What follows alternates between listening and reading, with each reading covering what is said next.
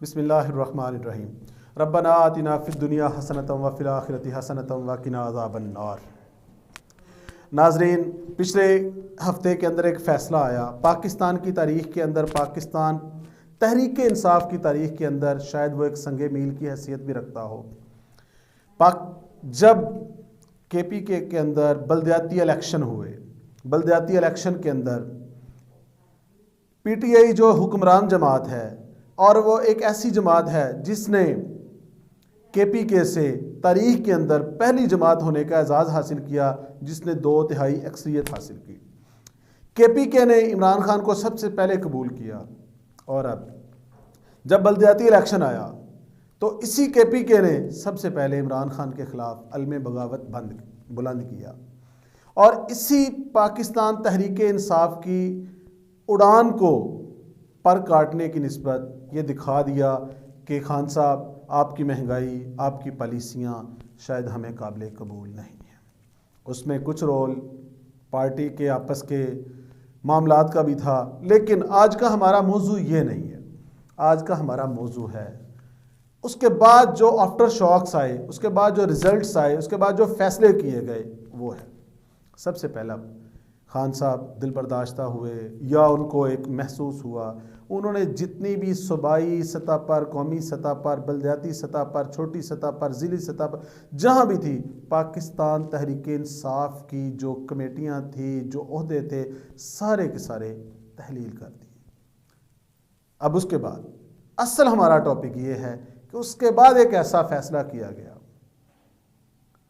हो सकता है मेरे कुछ दोस्त, मेरे सुनने वाले, मुझे देखने वाले उससे इख्तलाफ करें, वो आपका हक है, लेकिन आज मैं उस बात को बड़ा बरमला कहना चाहता हूँ। पाकिस्तान तहरीक इंसाफ ने अपनी तंजीम को तोड़ने के बाद जो पहला फैसला किया, तंजीम की रीढ़ की हड्डी जनरल सेक्रेटरी पाकिस्तान तहरीक इंसाफ जनाब असद उमर साहब को नामजद कर दिया गया। अब आ जाते हैं असद उमर साहब की तरफ। असद उमर साहब जब इलेक्शन से पहले के दिन थे, जब हुकूमत में आने के पहले के दिन थे, असद उमर साहब के बारे में एक हाइप क्रिएट की गई। असद उमर साहब के बारे में तारीफ़ों के पुल बांध दिए गए। असद उमर साहब को माहिर माशियात, माहिर इक़्तिसादियात और पता नहीं किस किस चीज़ का माहिर बना दिया गया। अब उसके बाद बारी आ गई हुकूमत में आने की बात। खान साहब, सबसे पहले तो इस बात को देखें कि आपकी कश्ती को पहला सुराख किसने किया। 100 दिन के टारगेट को तबाह करने वाला कौन था? पाकिस्तान की मईशत को दुरुस्त करने के लिए आप में जो सबसे बड़ा डॉक्टर, जो सबसे बड़ा इंजीनियर, जो सबसे बड़ा माहिर आप अपनी टीम का लेके आए थे, सबसे पहले उस इंसान ने इस काम से हाथ खड़े किए। पहली नाकामी PTI के हिस्से में आई, इन्हीं असद उमर साहब की वजह से आई। उसके बाद NCOC का सरबराह है डॉक्टर असद उमर साहब। बड़ी अच्छी बात है जी, आपने अदारा बनाया। इसकी 1.5 साल की कारकर्दगी को देखें तो मुझे सवाए स्कूल बंद कर दो, सवाए स्कूल खोल दो, कॉलेज बंद कर दो, यूनिवर्सिटी बंद कर दो, लहर आ गई तीसरी चौथी। ये मैं इससे इनकार नहीं करता कि कोरोना का मसला नहीं, बहुत शिद्दत से, बट NCOC ने सिर्फ एक काम रखा हुआ है कि स्कूल बंद कर दो, स्कूल खोल दो। उसके सरबराह भी मोहतरम असद उमर साहब हैं। अब आप देखें कि असद उमर साहब जनरल सेक्रेटरी बनने से पहले कितने को कारनामे सर अंजाम दे चुके हैं। PTI के लिए उन्होंने क्या किया? PTI ने एक बहुत बड़ा माहिर मईशत बना के और वजीर ख़जाना का कलमदान उनको सौंपा, और इस उम्मीद के साथ, इस यकीन के साथ कि इमरान खान के दाएं बाजू बनेंगे और इमरान खान की इक़्तिसादी पॉलिसियाँ जो वो बयान किया करते थे, पाकिस्तान तहरीक इंसाफ का जो मंशूर था, उस पर सबसे पहला अमल दरामद जिस बंदे की ज़िम्मेदारी थी वो असद उमर साहब थे, और जिस बंदे ने सबसे पहले नाकामी का एतराफ़ कह लें या अपनी ज़िम्मेदारी से भाग जाना कह लें, असद उमर साहिब ही थे। अब क्या ख्याल है वो PTI के जनरल सेक्रेटरी बन के तंजीम को चला सकेंगे? एक ऐसा बंदा जो आपकी नज़रों के अंदर चंद दिनों में, चंद महीनों में, चंद सालों में फेल होके एक तंजीम को जो आपकी जमात को सबसे पहले अवाम की नज़रों में गिराने में पहला पत्थर रखने वाला है, क्या वो आपकी जमात उठने देगा? आप थोड़ी सी बात कर लें। उससे पहले ये इनसे पहले जनरल सेक्रेटरी थे जहांगीर तरीन साहब। जहांगीर तरीन साहब, कुछ लोग शुगर के केस में, इस तरह के केसेस में नाम लेते हैं, लेकिन मेरा आज का टॉपिक ये नहीं है। इससे सर्फ नज़र करते हुए या इसको एक साइड पर रखते हुए हम बात करते हैं जहांगीर तरीन साहब की। जहांगीर तरीन साहब को देखा जाए तो जो वादे, जो दावे, जो बातें उन्होंने की, हरफ बा हरफ खान साहब पीटीआई पाकिस्तान तहरीक इंसाफ के लिए एक एक लफ्ज़ पर पहरा दे के उन्होंने पूरी की। उन्होंने ये कहा, जब इस्लामाबाद का धरना था, सारी दुनिया जानती, बेशक हम इसको तस्लीम करें ना करें, हमारे पास प्रूफ नहीं है, कोई सबूत नहीं है, लेकिन तकरीबन सारी दुनिया जानती है कि वो धरना 70% जहांगीर तरीन साहब ही चला रहे थे। यानी सारी उसकी मईशत जो पीछे से चलती थी, सप्लाई लाइन थी, उसके मेजर सोर्स थे तरीन साहब। उसके बाद आ जाते हैं हम, खान साहब इलेक्शन में आ गए। तरीन साहब ने क्या किया? मुझे आज भी उनका ये अल्फाज याद हैं बड़ी अच्छी तरह से, जब उन्होंने ये कहे कि मेरी आंखों के अंदर एक ख्वाब सजा हुआ है कि मैं इमरान खान को वज़ीर आज़म देखना चाहता हूँ। और तरीन साहब ने क्या कहा कि खान साहब, आपने किसी की तरफ जाना नहीं है, आपने सिर्फ पीटीआई का एक मफलर रखा हुआ है, वो गले में पहनाते जाना है। ये सारे के सारे बंदे मैं आपको पूरे करके दूंगा, MNA हो, MPS हो। अब एक साइड पर अकेले जहांगीर तरीन है, एक साइड पर दूसरे सारे लोग हैं। और अगर देखा जाए कारकर्दगी के लिहाज से तो एक तरीन सबसे बेहतरीन, एक सिर्फ एक जुर्म वो शुगर का, वो अगर देखा जाए तो मैं समझता हूँ वो भी एक इल्ज़ाम के अलावा कुछ भी नहीं है। 28 से 30 शुगर मिले हैं, आप उनका डाटा निकाल के सिर्फ 3 जहांगीर तरीन साहब की है, बकाया दूसरे लोगों की है, लेकिन बदनामी सारी जहांगीर तरीन साहब के हिस्से में आई। वजह असद उमर साहब, शाहमूद कुरैशी साहब और हमारे मोहतरम चौधरी सरवर साहब, ये सारे आपस में दोस्त हैं, ये एक पार्टी तरीन साहब के मुखालफ हो गए। इन्होंने क्या किया?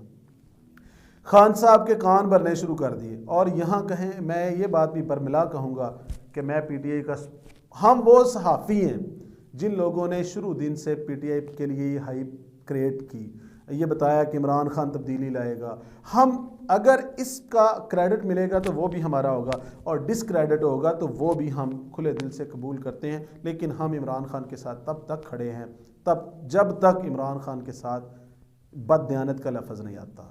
वो चोर नहीं है, वो बददयानत नहीं है, वो दो नंबरी करने वाला बंदा नहीं है। जब तक वो दयानतदार है, हम खान के साथ खड़े हैं। अब जहांगीर तरीन साहब की तरफ आ जाए वापस।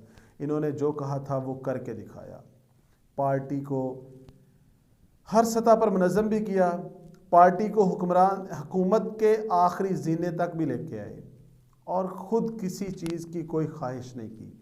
अब यहाँ पर पाकिस्तान पे तहरीक इंसाफ से कुछ गलत फ़ैसले हुए।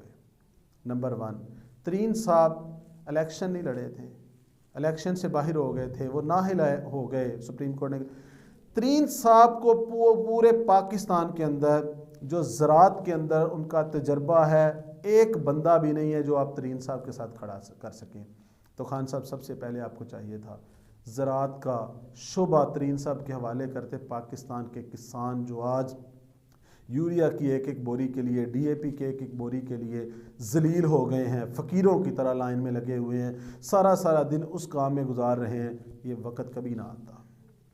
महारत देखनी थी तो एक साइड पर आपने असद उमर साहब को बनाया था ना, एक साइड पर आप तरीन साहब को भी बनाते, फिर देखते क्या होता। उसके बाद बात आगे की तरफ चली गई। अब जो इस वक्त के हालात बने हुए हैं, हवाएं इमरान खान के मुखालफ जा रही हैं, अपोजिशन जिसमें जान थी नहीं, उसमें आपकी अपनी पार्टी ने जान डाल दी है।